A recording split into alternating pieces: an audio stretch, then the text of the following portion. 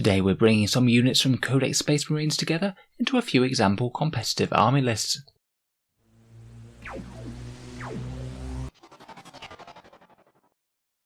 Hello and welcome back to Auspex Tactics, the strategy focused 40k channel where we're all about getting the most out of our miniatures on the tabletop. In today's video I thought we'd talk about a few different scary things that we can do with Codex Space Marines.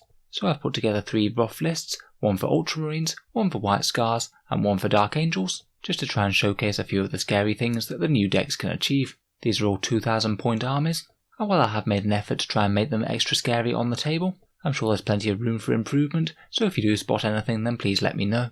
I was mainly trying to showcase a few nasty tactics and how they might come together in an army.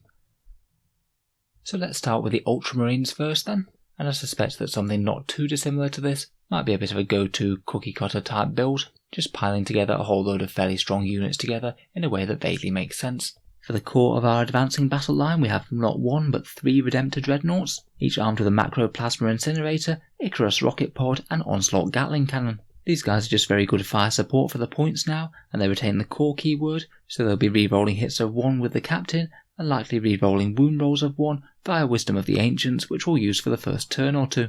These guys are just here to stomp up the board, whittle down infantry with their various anti-infantry weapons, and take aim at some heavies with those big Macroplasmas, and of course when they do get to melee they provide a scary threat all of their own. To give them their rerolls we have a Bite Captain with the Teeth of Terror, mainly just there for the damage output, but if anyone gets too close then he can provide some nasty damage against hordes as well. And to keep them all safe we have Tigurius, who will be using Psychic Fortress each turn, meaning that all of these 13 wound dreadnoughts will have a 5+ invul save and also -1 damage with Duty Eternal. Also escorting these guys up the field will be 2 units of Blade Guard veterans. Likely people won't want to target them too early as they're just very durable, so hopefully should be able to advance towards the objectives turn 1 and then perhaps make a charge turn 2 if the opponent is coming out to meet them. For objectives we have a few small units of troops. A unit of Incursors will be starting in the midfield, holding down one of the central objectives, or maybe even thinking about doing a disruptive charge turn 1 if it makes sense. And we've got 2 units of Intercessors with bolt rifles and grenade launchers. They can either camp home field objectives if they need to, or push up while rapid firing via Scions of Guilliman. Finally, for striking into the opponent's deployment zone, we have a fair few deep strike threats. No less than 3 units of everyone's favourite Eradicators, this time armed with heavy melter rifles and a multi-melter, as they'll be coming in turn 2 or 3 with Scions of Guilliman, so they won't take any -1 to hit. These guys should put some nasty hurt on enemy heavies.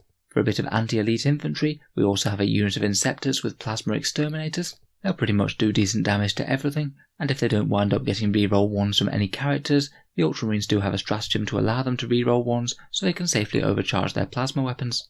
Finally, dropping alongside them will be a Phobos Lieutenant with the Seal of Oath. This allows full rerolls to hit and wound against one single target, so he'll aim to either come alongside the Inceptors or 1 or more squads of the Eradicators. Should pretty much guarantee that one target bites the dust.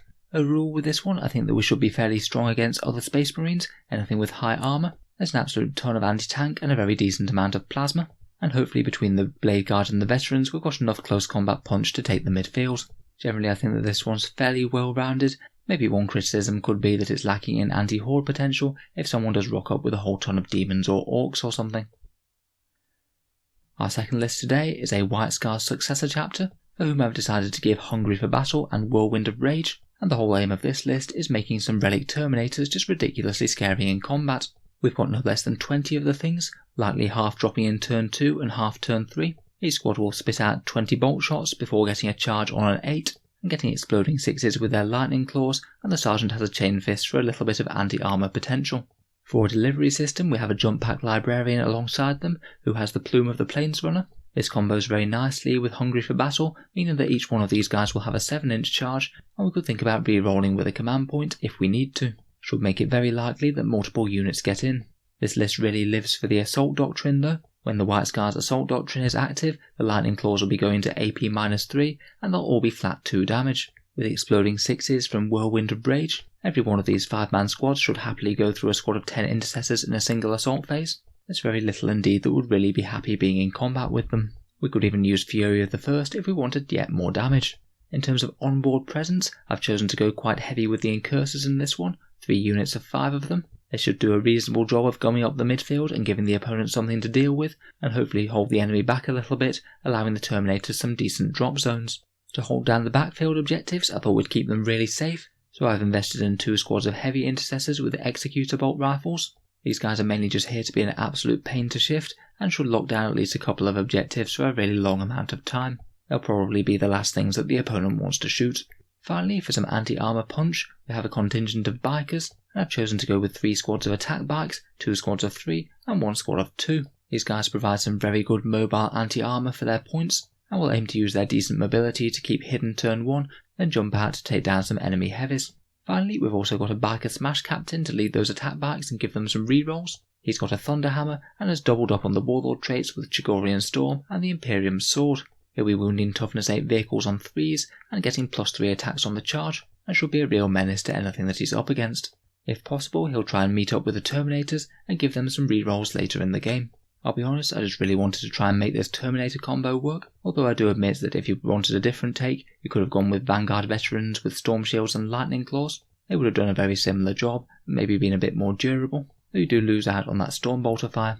I think we should do a fairly reasonable job of securing objectives with the list, and it's not the easiest list to pick secondaries against either, though I would be a bit concerned if the opponent managed to screen out the Relic Terminators quite well. If they can't get to the meat of the enemy army and kill it in combat, then we could be in for a bad time. Last but by no means least, we have a Dark Angels list, this one making good use of the combined cheese of Invader ATVs and Terminators that are only wounded on a 4+. For the ATVs, we have 3 of them armed with multi-melters, and they're accompanied by an Apothecary with the Chief Apothecary and Selfless Healer upgrade, and he's a Raven Wing Apothecary as well, so he can keep up with the ATVs. He gives them a 6+ Feel No Pain, can heal them up to 6 wounds per turn, and also potentially bring one back from the dead every turn for free as well. Running alongside them, we also have a squad of Outriders for a bit of melee threat, and they're backed up by a Smash Chaplain on bike, who's a Master of Sanctity with +2 to charge, the Mantra of Strength to make himself stronger, and the very nasty Relic Crozius, Benediction of Fury, and the Imperium Sword. This guy will hit like a truck at strength of 8, AP -2, and flat 4 damage with a chance to do some mortal wounds as well. These biker elements will also be the way that we get our Deathwing Knights into battle. We'll use the combined assault stratagem to put one down just 6 inches from the enemy, and then think about trying to get them in the Chaplain aura for +2 to charge, so they should pretty much have a guaranteed route into combat. Hopefully we'll do this in 2 waves on turn 2 and turn 3, either the Knights or the Deathwing Terminators coming down first or second, depending on what targets present themselves. Also in Strategic Reserve we have 2 squads of Eradicators, again just the easy way to get a little bit more ranged anti-tank in the army. And for objective capping purposes, we've got 2 units of Intercessors with Stalker Bolt Rifles and Grenade Launchers, they'll get +1 to hit when they're stationary, and 1 squad of 5 Incursors for screening and grabbing early objectives.